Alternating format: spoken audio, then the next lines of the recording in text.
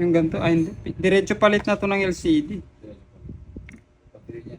Yung ngayon, libro ng baklas. Magkano po? Meron ng pyesa.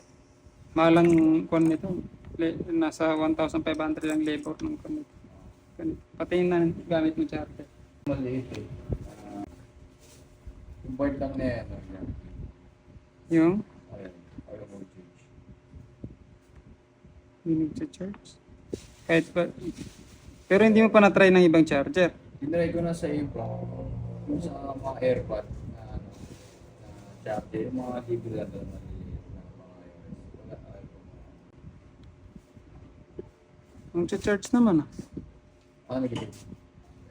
Charger lang ko. Charger mo lang ito. Oh, kahit balik-balik ta rin.